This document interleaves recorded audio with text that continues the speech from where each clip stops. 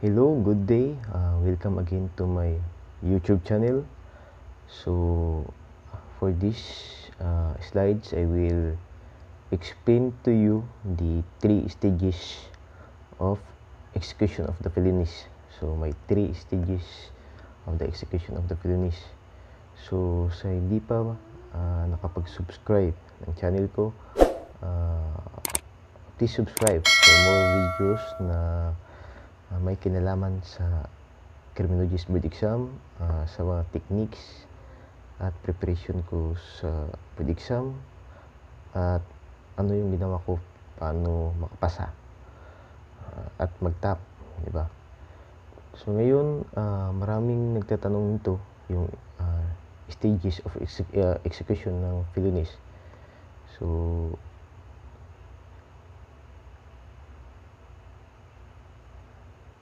may 3 stages of execution ng Viennese. Ito pala ay sa criminal law. So ang criminal law is under sa criminal jurisprudence.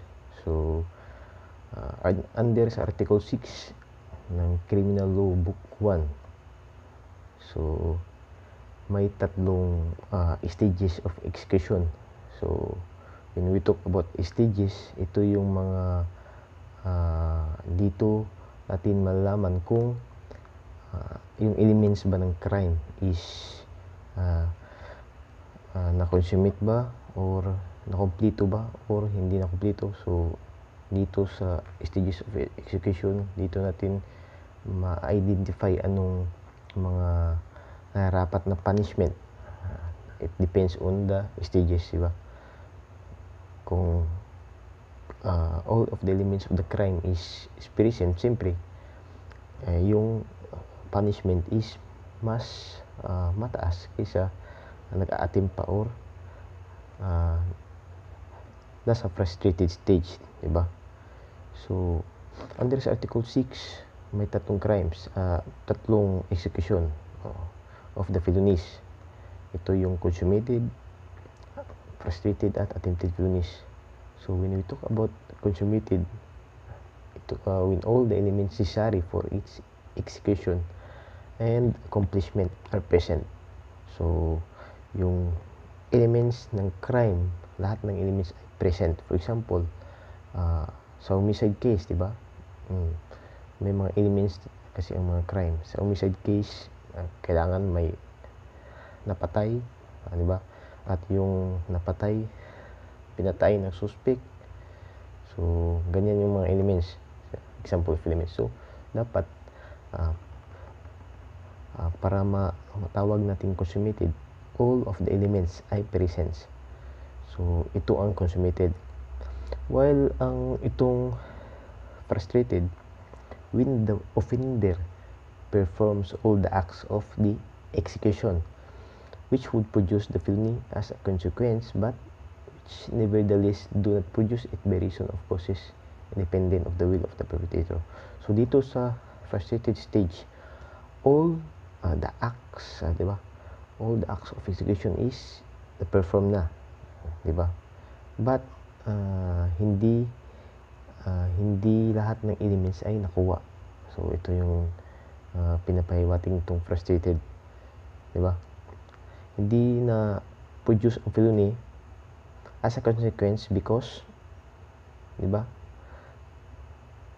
the reason of the causes independent of the will of the perpetrator, diba? Because sa mga rason, causes dapat independent of the will of the perpetrator. So hindi will ng perpetrator, dapat yung mga rason bakit hindi nakompleto ang elements ng crime. So dito tayo sa frustrated stage. Well, yung attempted, when the offender commences the commission of felony directly or overt acts, diba, and does not perform all the acts of execution which should produce the felony by reason of some cause or accident on other than his own spontaneous desistance. So sorry sa word, itong this is his yan. So while ang attempted, when this consummated and frustrated stage performs all the acts of execution is already performed dito sa consummated and frustrated, itong attempted, yung commission of a felony, which is the overt acts, yung overt acts pa, is nag-i-start pa, di ba? So, he started the commission of the felony directly by covert acts, meaning may overt acts na nakikita and does not perform it all the acts of execution. So, ang absence ito is hindi na na-perform niya ang acts of execution, di ba? So, ang cause naman nito is either accident or sub-cause, di ba? So, hindi yung own spontaneous desistance. So, hindi na dapat desistance ng accused yung causes why yung reason why he did not perform all the acts of execution. So, hindi dapat spontaneous desistance ng accused yung kailangan. So, ito yung attempted case, attempted felony. So, in order to explain it further, may ipapakita akong mas simple na diagram, di ba? So, gaya ng sinabi ko, attempted felony requisites. So, may mga requisites kasi itong mga stages. So, in order para ma-qualify ang felony as attempted, di ba? First is commences the commission of felony by directly by overt acts. Kailangan may overt acts. Pero kung walang overt acts, so hindi ito matatawag na attempted stage, di ba? Hindi ito ma-qualify as attempted. So, he does not perform all the acts of execution, di ba? Hindi niya na-perform ang acts of execution gaya ng nasa frustrated at consummate stage. So, hindi niya na-perform. Then, he is not stopped, di ba? Hindi siya na-stop by his spontaneous desistance. Kaya nang sinabi ko, hindi own spontaneous desistance ng accused o ng offender. Bakit na-stop ang pagkukumit sana niya ng crime? So, hindi dapat, di ba? So, ito yung ikatlo. Ang ikaapat is the non-performance of all acts of execution was due to cause or accident other than his own spontaneous desistance. So, the reason is either cause or accident, but not his own spontaneous desistance. So, ito yung makikita nyo na elements. So, ito yung tatandaan nyo. Hindi spontaneous desistance dapat. So, ang spontaneous desistance is kung may spontaneous desistance, so hindi ito matawag as attempted. So, ganyan lang. So, nasabi natin itong overt act kanina. So, ang overt act, when we talk about overt act, it is some physical activity or deed, diba? More than a mere planning or preparation. So, hindi lang pagpaplano or preparation. Meaning, may physical activity na nakikita. So, ito yung overt act. Physical niya na nakikita or physical niya na ginawa, which is carried out to its complete termination following its natural course. So, diba, without being frustrated by external obstacles nor by the voluntary desistance of the perpetrator, will logically, naturally ripen in a concrete offense. So, ito yon.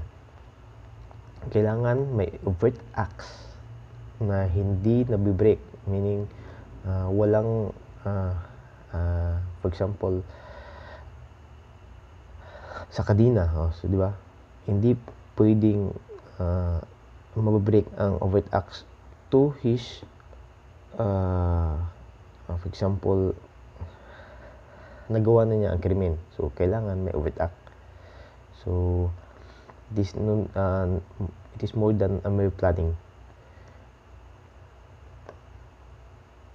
So, dito without being frustrated by external obstacles. So, walang nag-obstruct sa paggawa niya, di ba? Ito yung overt act. So, sa frustrated felony requisites, di ba? Offender performs all the acts of execution. Gaya ng sinabi ko kanina, na-perform niya ang acts of execution. Felony is not produced. So, hindi niya na-produce ang felony. Meaning, dito is, ang felony not produced because the elements is missing. So, may isang elements na hindi niya nagawa. By reason of the cause independent of the will of the perpetrator. So, ito yung pinaka-importante. Ikatatlo. So, maraming mga criminology students or even yung mga nakapasa na hindi alam itong frustrated felony. Akala nila na hindi lang na-produce yung felony. For example, nadala na sa ospital. So, hindi nila nakikita na yung pagdala sa ospital is will of the perpetrator, di ba? For example, dinala ng perpetrator ang kanyang biktima sa ospital. So, will yan ng perpetrator. So, hindi siya matatawag as frustrated felony. Diba? Kasi will niya Will niya na dalhin sa ospital. So, ito yung mga kadalasang hindi nakikita ng mga criminology students. So, hindi lang sapat na felony is not produced. Kailangan ang cause why the felony is not produced, because the reason because of the cause, di ba? May cause siya pero hindi independent of the will of the perpetrator. So ito yung tandaan nyo. Ang cause niya is hindi independent of the will of the perpetrator. So ito yung frustrated felony.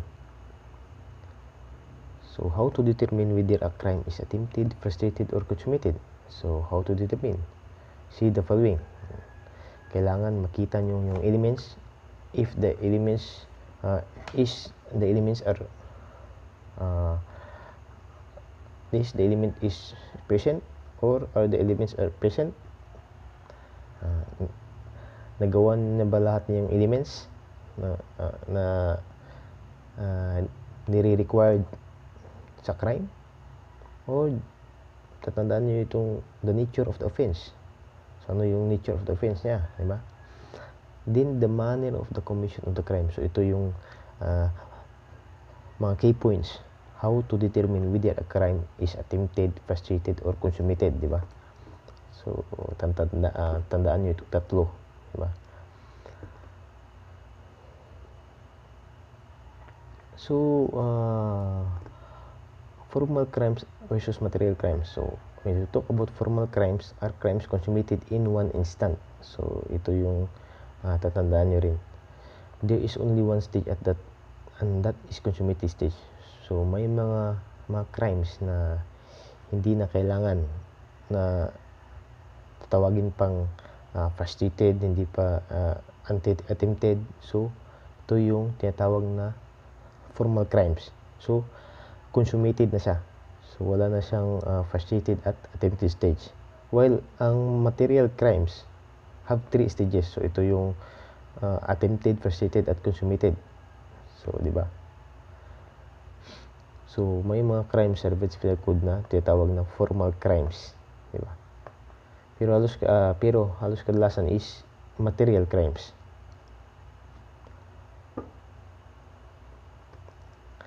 So, we will explain the acts of execution naman.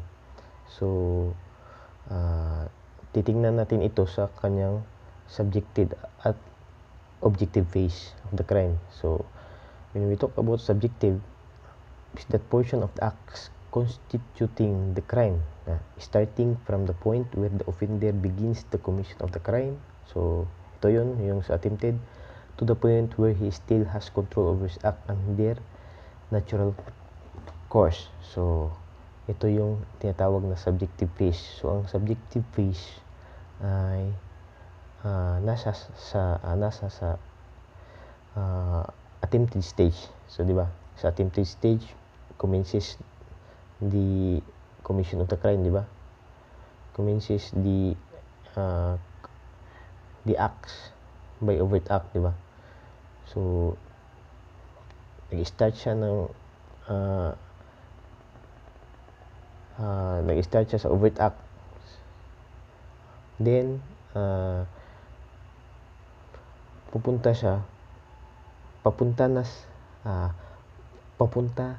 na sana siya sa facility stage, pero hindi niya na-perform yung act of execution kasi because of the cause or accident so itong tandaan nyo, other than his spontaneous desistance. So ito yung nasa attempted stage. So while objective phase naman, objective phase is itong dalawa. So nakalagay ang frustrated stage at consummated stage sa objective phase, meaning if between these 2 points the offender is stopped by any cause outside of his own voluntary desistance. So ito yung sa subjective. The subjective phase has not been passed and is an attempt. So ito yung sinabi ko kanina, attempted pa lang. If he is not so stopped but continues until he performs the last act. So kung hindi siya na-stop, then he continue to the last act of execution, tapos na-perform niya lahat ng acts of execution. So it is frustrated provided that crime is not produced. Diba? So ito yun. So from subjective phase, nag-start siya from the starting point, diba? From the commission of the crime to the point where he still has control over his act. So may control siya. Then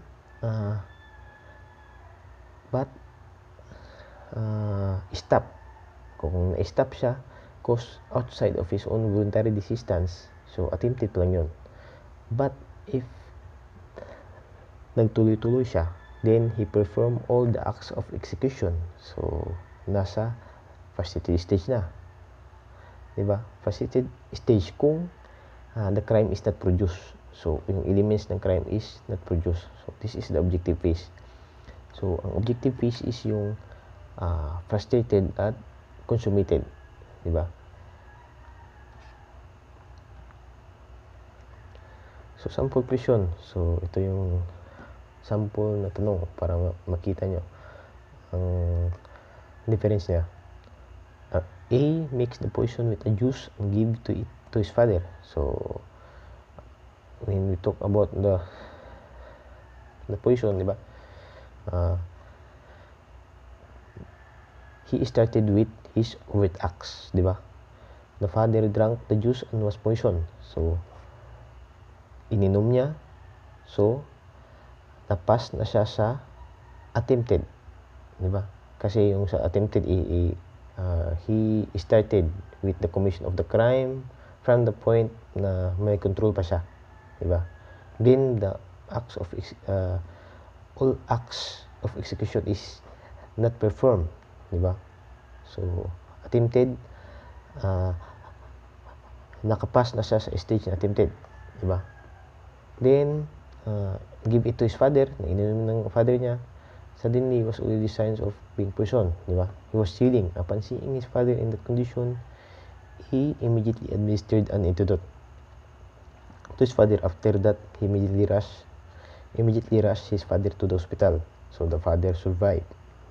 The doctor said, were it not for the antidote, kung hindi siya binigyan ng antidote given by the son, the father would have died. So ang tanong, what crime committed by A? So ito ba ay no criminal liability? Or B ba, consummated parricide? What do you think, di ba? So frustrated parricide ba? Or physical injury? So saan ito? Anong pinaka-the best na answer ito? Di ba? So yung case is parricide kasi kanya he's either legitimate or illegitimate fathers, di ba? So yung crime is parricide. So ano anong stage ng parasite, di ba? So hindi siya ma-qualify sa attempted kasi nasa fascinated stage siya. Hindi rin siya ma-qualify sa consummated kasi yung ama niya ay hindi namatay, di ba? So all the elements, may elements siyang hindi so di ba, hindi niya napatay ang kanyang ama, di ba? So may isang elements na hindi pasok, hindi siya consummated. Then so some of you will give an answer na fascinated parasite kasi hindi na niya sa ospital, but this is not correct. So hindi correct. Bakit? Kasi will ng anak niya na dalhin siya sa ospital at administered by an immediately administered an antidote to his father pa, di ba? So it is his will na tulungan ang kanyang papa para hindi ma-produce yung felony. So hindi fascinated parasite. So hindi sa consummated, hindi rin sa attempted, hindi sa fascinated. So ano dito? No criminal liability or physical injury. So anong sagot? So hindi din siya pasok sa no criminal liability kasi may crime na, di ba? So if ikaw ay grade 1, then gusto mong pumasok sa grade 2, grade 3, grade 4. So hindi ka qualified sa grade 4, di ba? Hindi ka rin na-qualify sa grade 3. Hindi ka rin na-qualify sa grade 2. Then saan ka pupunta? Doon ka sa grade 1. So ang tamang sagot dito is yung physical injury. So yan yung answer, physical injury. Automatic ang batas ay mapupunta sa mas maliit na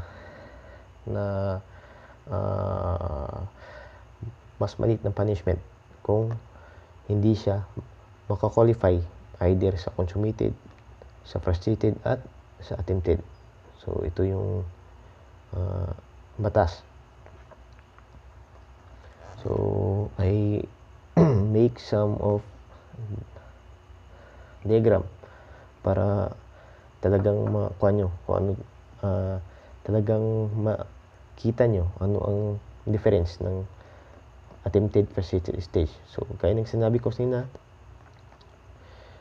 nasa subjective phase pa itong attempted stage, di ba? Kasi he commences the commission of a felony directly. So kailangan may overt acts, but that does not perform all the acts of execution which should produce the felony by reason some cause or accident. So other than this spontaneous desistance. So kung may spontaneous desistance, kahit he commences the commission of a felony by overt acts, hindi pa rin siya ma-qualify as attempted. So ganoon lang yun. So ang attempted na sa subjective phase pa. So ang frustrated at consummated naman is nandyan na sa objective phase, di ba? Kasi all di ba? All of the acts of execution is na-perform na. So objective phase na. So when we talk naman about the frustrated stage, di ba? Performs all the acts of execution which should produce the felony. Then as a consequence, so nevertheless do not produce it by reason of causes, di ba? Some cause, for example, yung kanina example, di ba? Dinala niya sa ospital. Kung hindi dinala sa ospital at yung nagdala sa ospital is ibang tao, hindi yung suspect. So ma-qualify pa na makita natin is frustrated stage kung hindi siya mismo yung nagdala. But siya ang nagdala, causes independent of the will of the perpetrator, so hindi siya ma-qualify as frustrated stage. So ito yung nasa frustrated stage, diba? So consummated stage naman, all the elements of necessary for its execution and accomplishment are present. So yung lahat ng elements ay makita na, so na-perform niya, then the felony is produced. So ito yung consummated stage. So tatandaan nyo ito.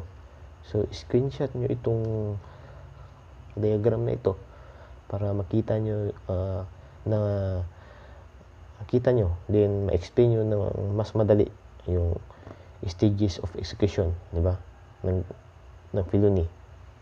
So ganito lang, di ba? Kung hindi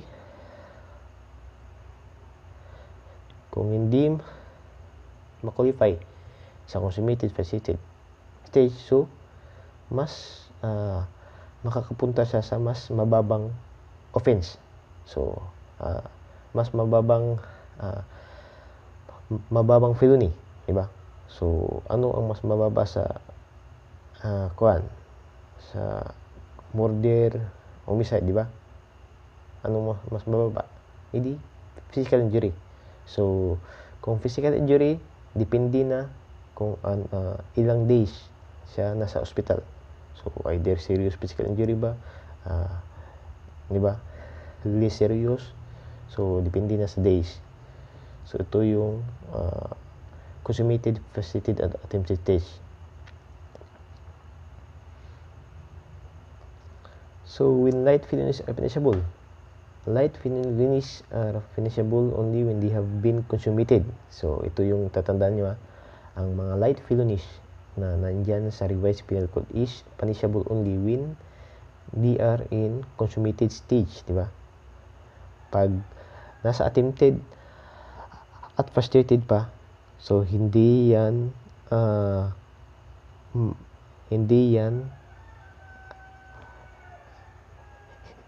punishable. So hindi punishable kung nasa attempted at frustrated pa, di ba? So kailangan consummated. So yung light felonies are those infractions of law lang, di ba? For the commission of which a penalty of arresto minor or fine not exceeding 20 pesos. So when talk about arresto minor, ito yung 1 day to 30 days na penalty. So ito yung mga arresto minor.